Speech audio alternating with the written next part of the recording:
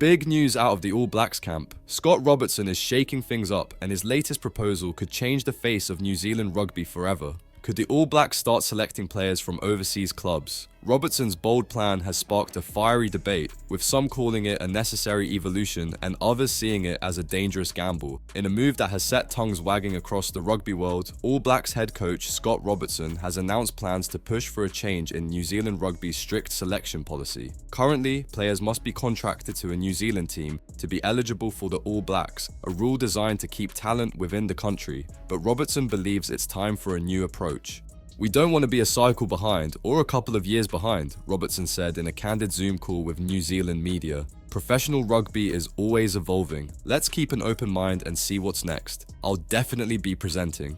Robertson pointed to South Africa as a prime example of how an open eligibility policy can work. The Springboks have built incredible depth by allowing players to ply their trade overseas while still representing their country. Using South Africa as an example, they get the opportunity to use a lot of experienced players who are looked after and managed well into their 30s, so they've got a great balance, he explained.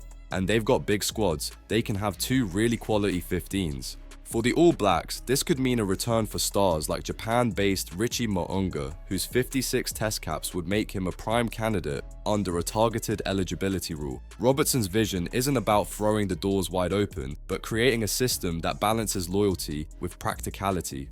"You might look at the guys that have shown a lot of loyalty to us, so there's an avenue for them," he suggested. This idea mirrors Rugby Australia's Giteau law, which allows the Wallabies to select a limited number of overseas-based players, provided they meet certain criteria. But even as Robertson acknowledges the benefits, he's careful to consider the risks.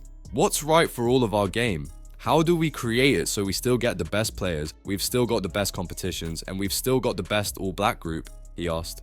While Robertson's proposal is bold, it's not without its critics. The current policy has helped maintain the strength of New Zealand's Super Rugby and domestic competitions. Some worry that loosening these rules could weaken the country's rugby ecosystem by encouraging an exodus of young talent seeking lucrative overseas contracts. Reflecting on his first year in charge, Robertson is proud of his 10-4 record but admits there's room for growth. "We had a chance to win all of those," he said of the team's narrow losses, including 2 against South Africa.